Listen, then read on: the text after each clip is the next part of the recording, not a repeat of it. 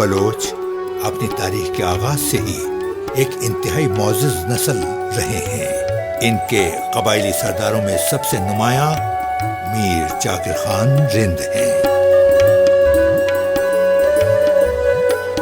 قبائلی جنگوں کے دوران ہمیں رند لاشاری جنگ کا پتہ ملتا ہے، جو تقریباً 30 برس جاری رہی۔ جنگ میں رند قبیلہ فتح یاب رہا،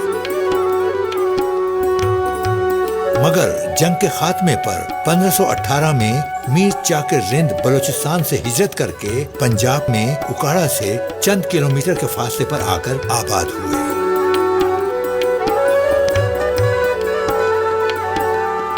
ایک روایت کے مطابق ان کے پڑاؤ کی وجہ سے یہ جگہ سدگرہ کے نام سے مشہور ہو گئی۔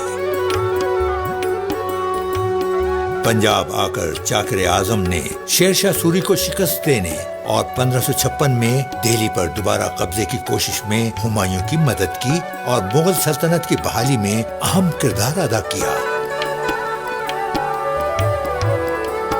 ہمایوں نے اس کامیابی سے خوش ہو کر چاکر اعظم کو سدگرہ اور گرد و نواح کا علاقہ حکمرانی کے لیے سونپ دیا۔ میر چاکر رند نے یہاں انتظامی امور سر انجام دینے کے لیے 5 ایکڑ اراضی پر ایک قلعہ تعمیر کیا۔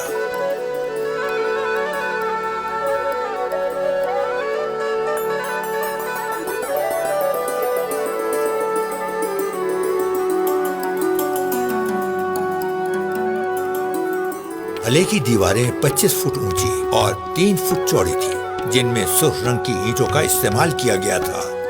قلعے کے 2 داخلی دروازے بنائے گئے اور قلعے کے چاروں اطراف دفاعی فصیلیں بنائی گئیں۔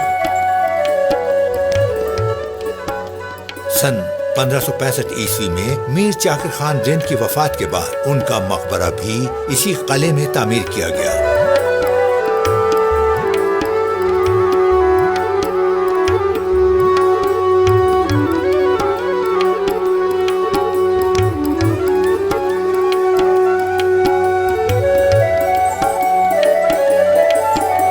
اس مقبرے کی تعمیر اس دور کے ہنرمندوں کی مہارت کا منہ بولتا ثبوت ہے۔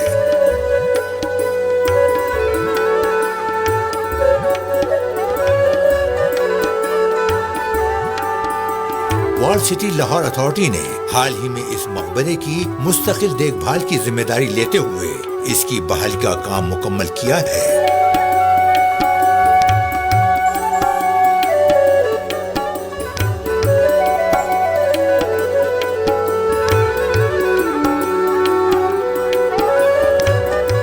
وال سٹی لاہور کے اس احسن اقدام سے نہ صرف یہ تاریخی ورثہ محفوظ ہو گیا ہے، بلکہ دنیا بھر کے سیاحوں اور ہسٹری کے ریسرچ اسکالرز کے لیے ایک اہم مقام بن چکا ہے۔